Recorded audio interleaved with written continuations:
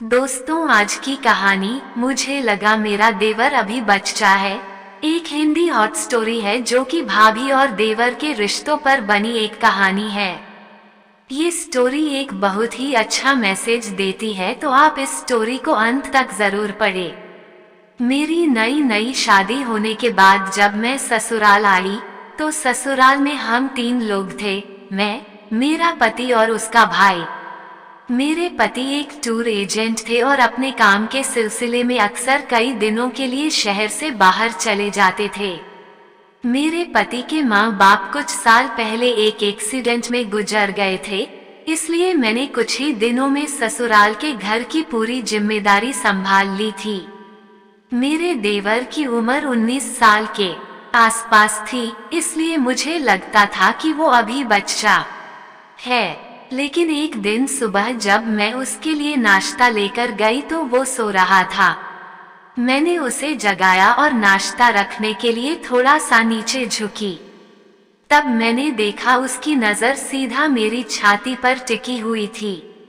फिर ऐसे ही एक दिन जब मैं अपने रूम में कपड़े बदल रही थी तो मैंने देखा वो मुझे खिड़की से छिप कर देख रहा है।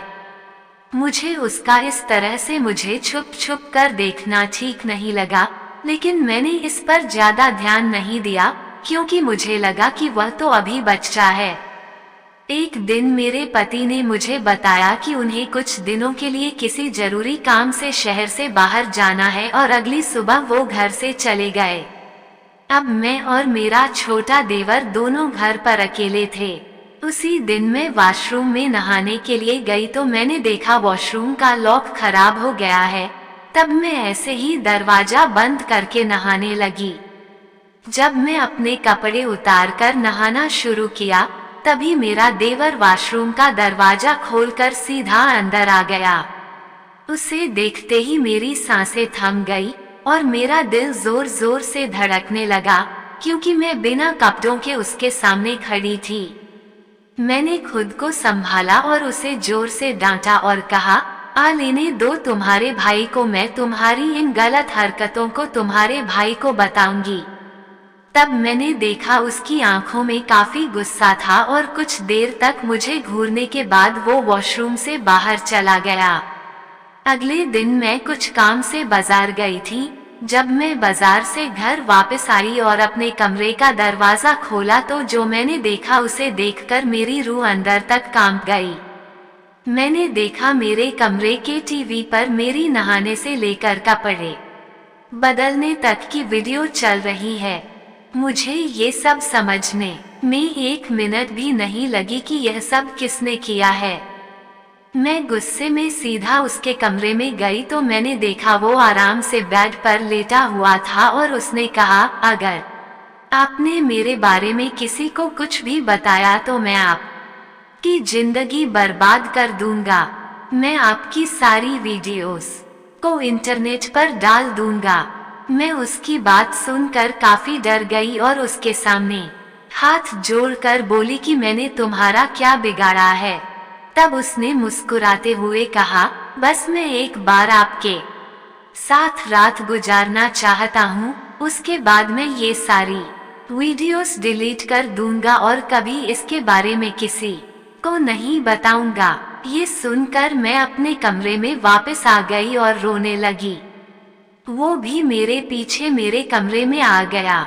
उसे देखकर मेरी धड़कन जैसे रुक गई हो। मैं जल्दी से बेड से उठकर खड़ी हो गई। तब वो मेरे पास आया और मेरे पीछे के हिस्से को अपने हाथों से पकड़ लिया। मैं उन वीडियोस के कारण पहले ही उससे काफी डरी हुई थी और उसे ऐसा करने से रोक भी नहीं सकती थी। फिर उसने कहा, भाभी आप बहुत खूबसूरत हो। जब मैंने आपकी छाती और पीछे का हिस्सा पहली बार देखा था तो मैं अपने आप पर काबू नहीं रख पा रहा था और उसी दिन से मैंने सोच लिया था कि आपके साथ एक रात तो जरूर बिताऊंगा। मैं रोते हुए उससे मेरे साथ ऐसा ना करने के लिए हाथ जोड़ने लगी, लेकिन उसके दिमाग में तो और ही चल रहा था। फिर उसने बहुत ही जोर से कसकर मेरे पीछे के हिस्से को पकड़ लिया और मेरी छाती को चूमने लगा। डर के मारे मेरी सांसें फूलने लगी और दिल जोर जोर से धड़कने लगा। तब उसने मेरे होठों और शरीर के अन्य अंगों को चूमना शुरू कर दिया और मुझे बेड पर लेटाकर मेरे ऊपर लेट गया। मैं आंखें बंद करके बस रोए जा रही थी।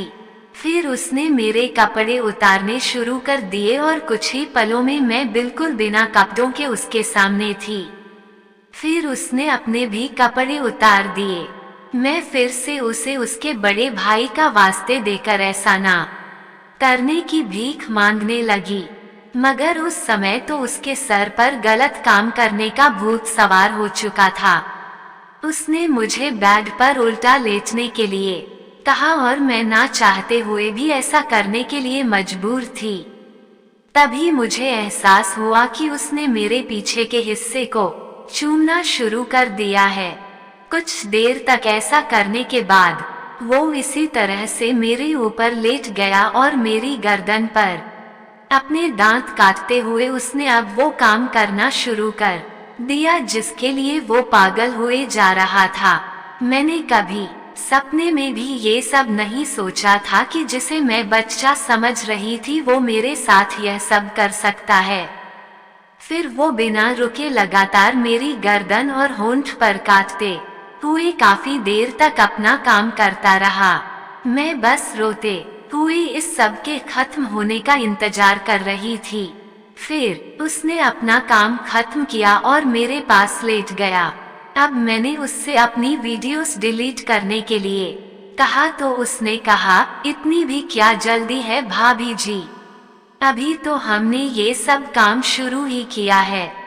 उसकी ये बात सुनकर मैं समझ गई कि वो मुझे अभी और भी ब्लैकमेल करने वाला है, लेकिन मैं अब ये सब और बर्दाश्त नहीं कर सकती थी और मैंने भी अपने कमरे में पहले ही अपने मोबाइल का कैमरा ऑन करके एक जगह लगा दिया था ताकि अगर वो जबरदस्ती मेरे साथ गलत काम करे तो वह सब रिकॉर्ड हो जाए।